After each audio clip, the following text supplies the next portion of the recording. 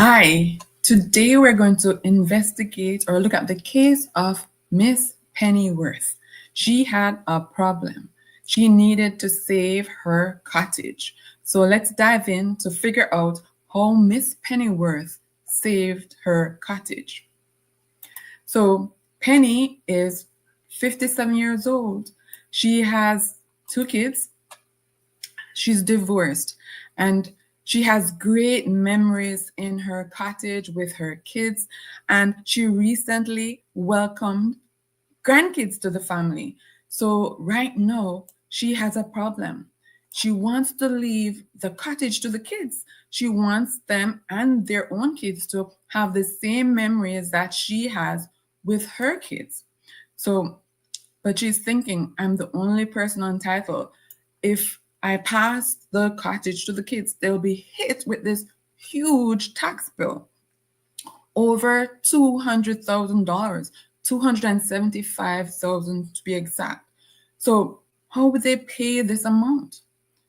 How will they cover this expense? She doesn't want to leave them with a burden. She wants to bless them and their kids with the cottage. So what can she do? Well, she was chatting with some individuals, and there were a few ideas that came up. They could sell the cottage, which would definitely defeat the purpose, right? Or they could take out a mortgage, but that would straddle them with monthly payments. And she didn't want to do that. They were raising their own kids, and she already knows how expensive that could be. So, what could she do to ensure that her kids are able to keep the cottage, enjoy it with their own kids without having to take out a loan to pay off this massive tax bill, this capital gains tax that will be triggered when she passes and she transfers ownership to her kids? That is a problem. And this is a problem that's not only common to Penny, but anybody who has investment property or even a business.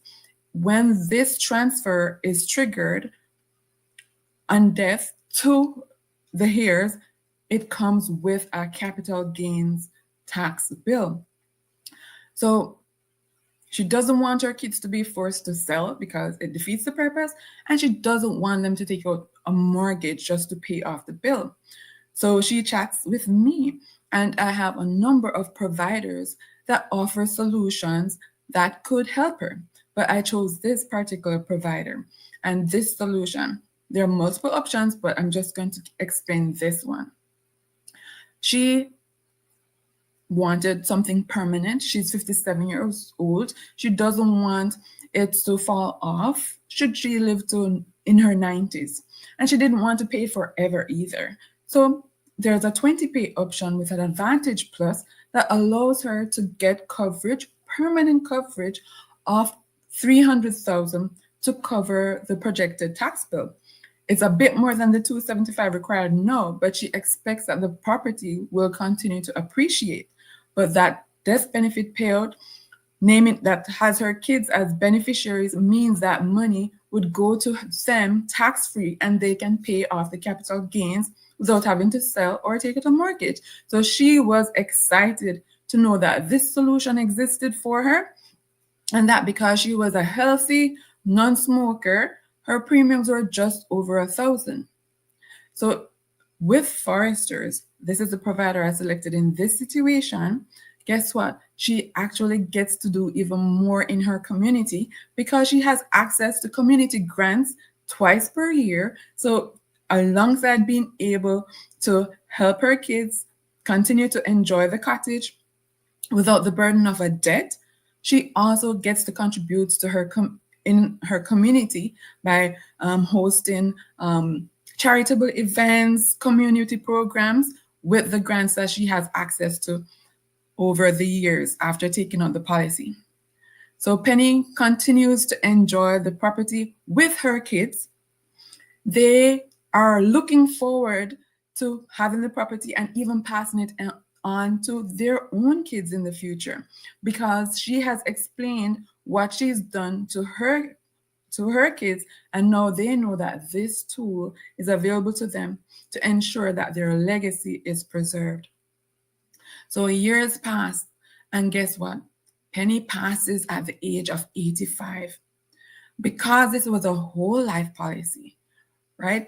Dividends were being paid into the policy over the years, and the death benefit payout actually increased to about over $266,000. And this was a good thing because the value of the property did increase over the years. So the kids were able to pay the capital gains tax and had enough left over to take care of her final expenses. So consider the opposite scenario. Had Penny not taken this necessary step to preserve her legacy, one, there would be no death benefit payout to cover the property tax, the capital gains tax, and any other associated taxes that come along with dealing with her estate. Instead, they would have probably needed to get a mortgage if they could qualify for a mortgage. And that would strap them with monthly payments to continue to own the property, or they'll be forced to sell. When you think about what you want for your family, have you taken the necessary steps to ensure that the legacy that you've created, the dreams that you have for them, are actually available to them? What steps have you taken to preserve your legacy? Again, this is the fictitious case of Pennyworth, but it is an everyday concern, especially as you approach retirement. You're looking out for your kids and your grandkids, and you do want them to have a quality of life. And guess what? There are tools that can help you ensure that it happens. So thank you for listening. If you have any concerns along similar vein, feel free to reach out to me and see if there's a solution that allows you to preserve your family's legacy. Thank you for listening.